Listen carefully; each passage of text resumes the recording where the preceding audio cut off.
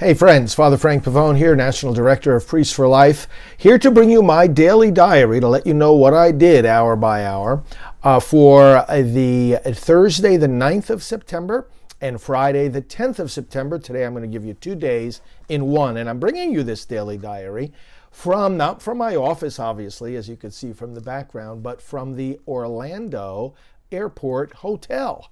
And tell you how I got here in just a moment. So Thursday morning, the 9th, I started out at about 4 in the morning. I got up and just got my things together and drove myself to the Orlando airport. It's about 40 minutes from our Priests for Life office. And in order to go on a trip that I was scheduled for and did on Thursday the 9th flew into the Fresno, California airport and spoke at an event in Visalia, the Tulare Kings Right to Life group that had invited me they've been inviting me for years, and we were finally able to make it work. So they had a pro-life banquet, but about 800 people, and it was outdoors. It was very nice, but I'll get to that in a moment because I wanted to tell you what happened earlier in the day. So as soon as I got to the airport and checked in, I did as I usually do. I opened my laptop and I did some early work. I had to work on a clergy mailing that we are doing, and also scheduling some interviews with authors of Friend of the Court briefs for the Supreme Court's abortion case that they're considering. Did all that before the flight. Then on the plane, had to fly to Salt Lake City and then connect there. Very short time is hardly there in the airport at all. Got on another plane to go to Fresno. So on the flights, I didn't sleep. I mean, if I'm really tired, I'll sleep, but I did not sleep on the flights. I did my first of all, I did a substantial amount of reading. I have been studying a document, an in-depth analysis of American opinions on abortion, not through survey polls, but through extensive, detailed conversations. Sociologists put this report together. So I had begun reading that. I finished reading and studying that. Then I also was working on things like the upcoming pro-life leaders meeting that I'm coordinating. I was in communication with some of the Texas legislators who created the heartbeat law. Did some preparation for our gift entry team in terms of communication with our donors, certain messages we want to give them, working on a promotion of upcoming trips, working on an action alert that I got it ready and sent it out to our staff to send out in regard to upcoming legislation. We're opposing pro-abortion legislation in Congress. Did some planning for my Washington, D.C. trip next week. Did some work in regard to a new saint in the making in the church, a mom who sacrificed her life for her unborn child. You'll be hearing us talk more about that. 40 Days for Life is going to start on the 22nd. I'm preparing a special message. I was in touch with the leadership of 40 Days. Worked on the pastoral team schedule for our pastoral meeting next week, social media work, and also communication with one of the bishops that sent us one of his new statements about abortion.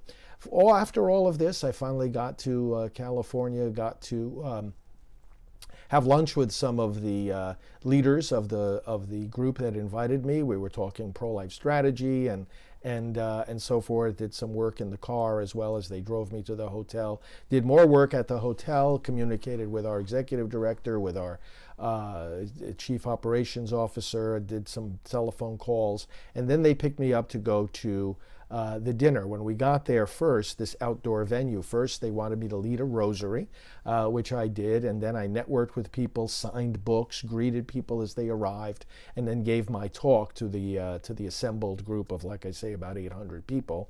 Networked with them until about 9 o'clock at night, California time. Went back to my hotel, went to bed. 4:30 the next morning, got picked up to go back to the airport. And it was about an hour's drive to the airport. Did some emails on the way in the car, and then again at the airport, I opened up my laptop. I had to do some work in regard to the upcoming events at the Supreme Court that we're helping to lead at the first weekend of October. was in contact with our attorneys in regard to a litigation report about court battles throughout the country regarding abortion. There are about 81 cases active in the state and federal courts right now regarding different aspects of abortion. And then did my flight to, let's see, what did I do here? Yes, I did the flight from Fresno to Los Angeles, and then in the Los Angeles airport I grabbed something to eat while being on the phone with my office. Had at least 3 or 4 different staff meetings by telephone as I was eating, and then as I was standing in line getting ready to board the flight. And then on the plane, more communication with Texas legislators, sent out a press release about the heartbeat bill, did some other messaging preparations and more studying and reading, got out a joint op-ed that I did with Alveda King, our pastoral associate, prepared the staff to send a video for the upcoming meeting at the Council for National Policy, at which I'll be speaking, and then worked with staff on ideas for our November newsletter, and then finally arrived back here in Orlando, where I immediately checked into the hotel here where I am. The reason I didn't go back to my Priest for Life office in Titusville is that I have events in Orlando now over the weekend, and then fly out of the airport here again on Monday morning to go to D.C.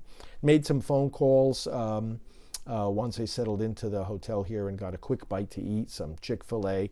I spoke again with our chief technology officer, got updating on a lot of things, and then saw on Newsmax this very beautiful special that they had on 9/11, commemorative 20th anniversary special. I watched that and went to bed. So that's my daily diary for the 9th and 10th of September.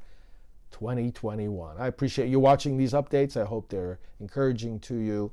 Friends, we're not going to stop. We're not going to slow down. We're not going to be diverted. We are not in any way going to let up until abortion is ended in this country, and it will end.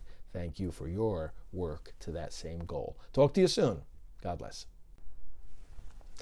Hello, friends. Father Frank Pavone here, National Director of Priests for Life, bringing you my daily diary. What did I do on Saturday, September 11th of 2021? Well, of course, it was the 20th anniversary of 9/11, which I spent some just personal time in prayer, remembering 20 years ago what that day was like for us at the Priests for Life headquarters, which was just not too many miles away from the scene, and we could see the smoke before we even knew what was happening. But here I'm staying at the Orlando airport this weekend, and I took part down at the terminal in the moment of silence that here and throughout the nation was observed in the morning at the time of the first plane hitting the World Trade Center, and then watched some of the commemorative services from New York. There was that time of prayer. I sent out some special messages about the occasion on social media. And then I did some work here in my hotel room on email and other documentation pertaining to some of the following things. There's an upcoming book coming out about Norma McCorvey, and of course I've been asked to comment on that because of how well I knew her. I knew her just about as well as anybody in the country. And did some work on that. Amicus briefs for the U.S. Supreme Court case on abortion. Had to do some reading and communication with people about those. The upcoming meetings of pro-life leaders, I did some work on planning those. The International Week of Prayer and Fasting is coming up that I take part in each year. Did some work on that. Did some work on some projects for our donors, and as well as some upcoming meetings with U.S. senators. Then I had to pick up some things at the store. So prior to my speaking engagement, I took a trip just 10 minutes from here to the Florida Mall, actually. And I also took some personal relaxation time there, and picked up some things that I and the office need. And so that was an enjoyable time. And then I came back to the airport, and I took some additional work time before I had to drive to my next event, and I read through the manuscript of Abby Johnson's new book. Abby and I have a great relationship. In fact, I'm godfather to one of her children, and she's coming out with a new book, and I read through the manuscript of that because she wants my input and endorsement. And then I drove to the home of some very, very nice pro-life activists here in Orlando, very generous people who invited a whole group of pro-life leaders from the Orlando area to come together to listen to me and to meet one another, get to know one another, and also to hear from our friend and colleague from the Florida Policy Council, John Stemberger. So John and I talked with and answered questions from this wonderful group of people that consisted of pregnancy center directors, 40 Days for Life leaders, legislators, political, not legislators, but legislative activists, political activists, and people who go out and pray in front of the abortion mills, and who do educational work, and so on and so forth. We had a great evening with them. We had some dinner. We talked. We prayed. So that, and then I came back here to the airport hotel to go to sleep. So that was my day on September 11th. Of course, at the gathering of pro-life leaders, we again commemorated, reflected on the events of 9/11, mourned the victims, and prayed God to set us free from a culture of violence. And I know you join us in those prayers. Thanks for joining me for these updates. We'll be back soon.